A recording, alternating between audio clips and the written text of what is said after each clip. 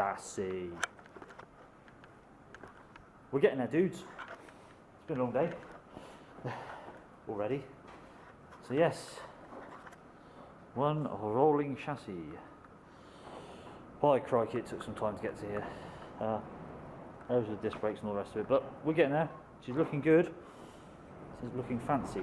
At the moment, we've started on this. This was an absolute covered. You couldn't even tell it was a gearbox if you saw it like in peaks from previous videos. So this took me most of yesterday afternoon to geyser this off and degrease it, and geyser it off and degrease it, rub it down with a bit of petrol, geyser it off, wash it, degrease it, pressure wash it, ad nauseum. What have we got to here? Currently draining the fluids. Yes, you have to do an oil seal work, so because most of the oil that was from there had migrated into there. And I know from previous experience with this box, most of the oil from there migrates into there. So this should be nice and beautiful inside. What's going on? Managed to get all that's come up. It's a nice Suffix F box, which I believe is kind of right for the year of my vehicle. The only problem I had when I was running it was it jumped out of third gear on power. Myriad of reasons for that. We're about to find out. Drain the fluids, and you probably won't see that, and I can't change this to macro mode, but if it does want to focus, there is a tooth. It's not bloody clear, but there you go.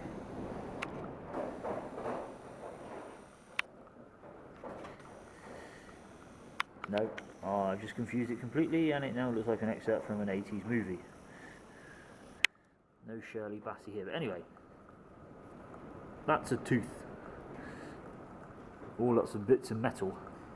Not great, but hey ho. I'll continue with the strip down and we'll see what we find. 6 rep. We have an overdrive. You all know what an overdrive is. Overdrive is essentially another set of gears. There's a whole little epicyclic gearbox inside of here. You've got an input with a clutch sleeve, which then goes in, drives a set of gears, spits it back out, and then that drives to the gear, which is then goes on to the intermediate shaft and gear set within the transfer box. Easy peasy. Right. This is the clutch sleeve.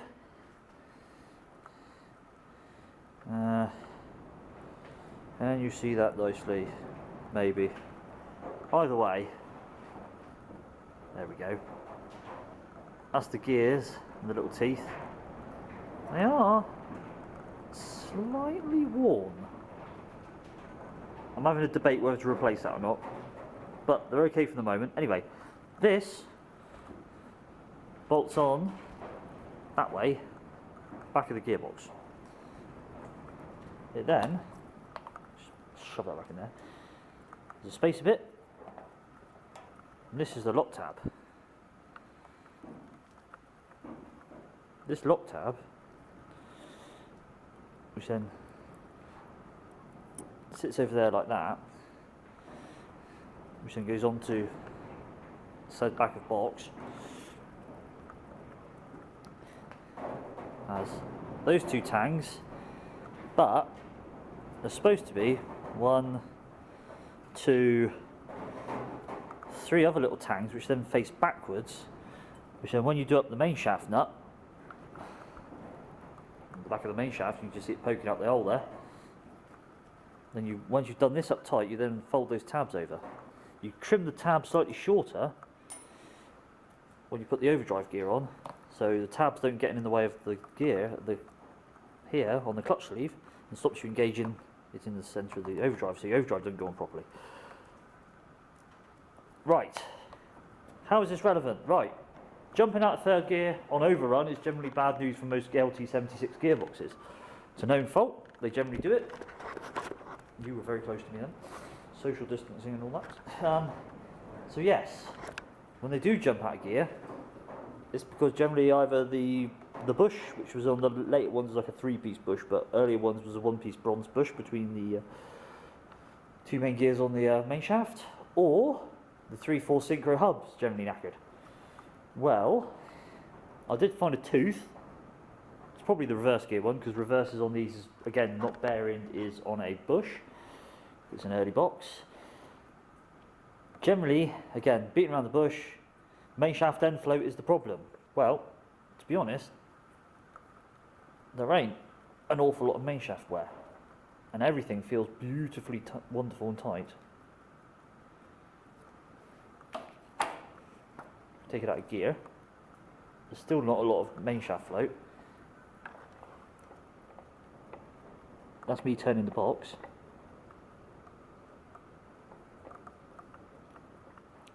Boxes feel nice.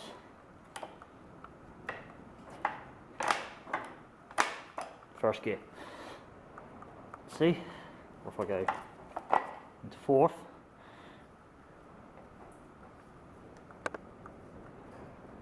So it doesn't sound like a bag of spanners in there, to be honest. So,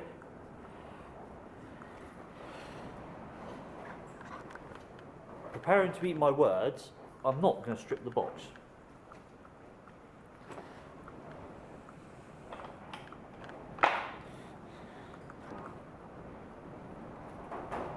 I don't think I need to. I'm going to have a look at the flanges in a moment, that one and that one, and see whether I need to clean those up, stop it leaking oil.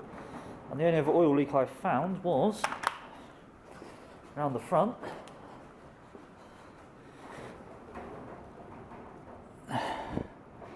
Ignore the duck oil on that bit. Was a leak round the clutch sleeve. Not clutch sleeve, clutch release mechanism. This here. There was oil in the bottom of here. So I might get a gasket to replace that one in the back there, just stop that leaking, because when it's in you don't want it really spoiling the clutch. So, yes. We'll see what happens. It does sound good news, because I didn't really want to strip a gearbox, because not my most favourite things are stripping, because generally balls and stuff happen and go in the wrong places, and you don't want balls in the wrong places. Moving on. Leave it with me, we'll see how we get on. Right, what I'm trying to do here is do the main shaft on the gearbox. The output main shaft was leaking, as I said. Throwing oil into the transfer box. You see it's a bit cleaner. This is the old one that's come off. Holy metal contained.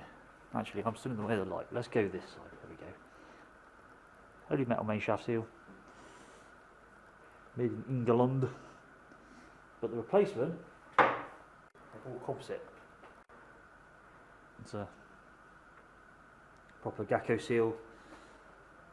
Comes in a Corteco bag. If you can see that, yeah, it's huge, but there we are. So fingers crossed that goes in. I was just trying to figure out a way of how to drive it in. So scavenged around, I found a big flat washer in the workshop, a bit of scaffold tube. So in a moment, put that onto there, put the seal onto the gearbox. And necessity is the mother of invention. Hopefully that should drive it in.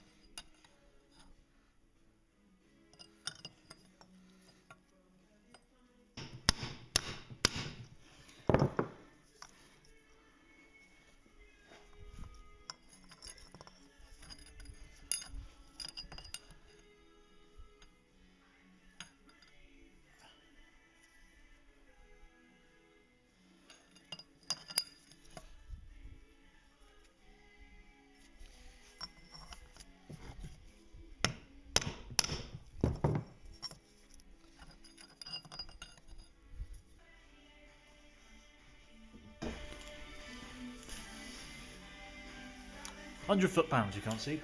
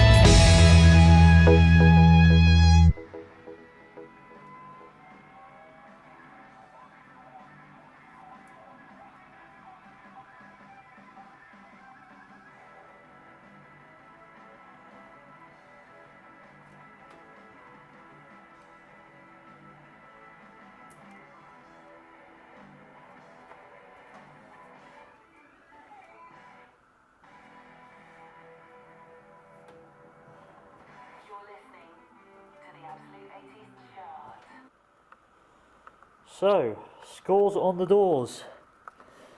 This is the head gasket. I always used a copper. Last time I did a deglaze many years ago.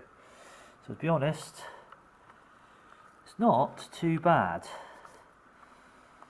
which is good because it definitely was running when I laid it up.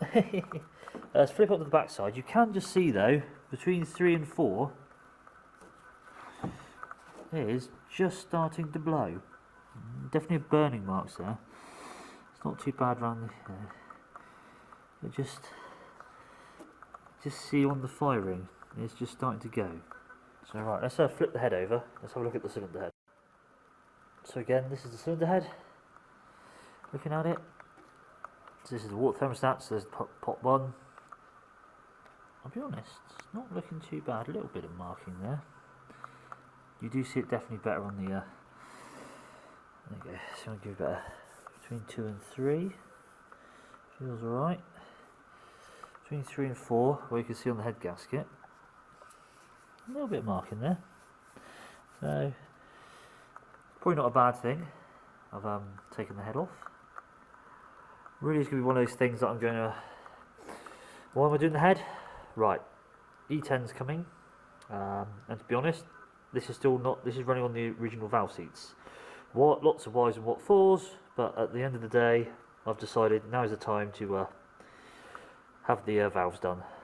So next, I'm going to pull the valves out with the tool and pull all the valves, make sure they're right, see what they're like. But I said, hopefully everything's fine. I've literally just got to have a new set of seats put in. So when the head comes back, that'll be the next item. So fingers crossed, that should come soon. But otherwise, we'll see what happens. This is the cylinder block. I'm going to clean it all up. It's not too bad. Bit of gunk in places, but hey. Right, on to the next job.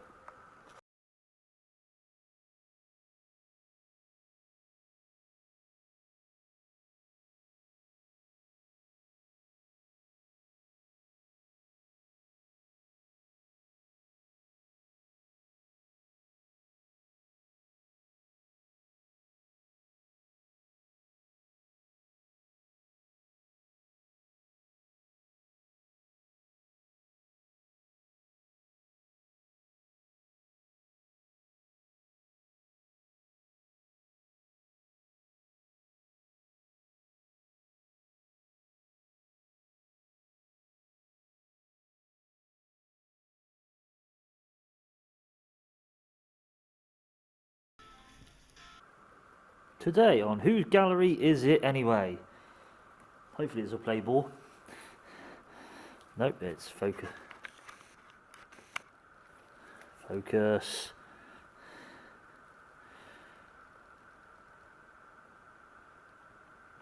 Once you can figure out what it's trying to do. Hey ho. Right. Anyway, hopefully you can see this. It's very hard to look on the screen. I think what it's trying to do. I think it's trying to focus on my finger, so. Anywho, we'll just uplight it like that. Right, so what we've got here, inlet, exhaust, they're both really carboned up. The valves are not looking too carboned up, well, weren't looking too pretty either, they were quite carboned up as well, so. As far as I know, there's valve stem oil seals problems is with this one. It's not the first time I've done it. Trying to think. Many years ago, I did glaze buster balls, put new rings in, had a new piston as well. Wasn't looking too healthy. So it's not my first time inside the head here. So as you've seen, I've pulled all the valves out. This is being sent off. I'm going to go see Mr. Willis, and he is going to sort out my hopefully unleaded valves things, and you know, probably give that a little bit of a clean up as well. Hopefully, we shall see what happens. Leave it with me, and hopefully we shall resume this in a matter of minutes.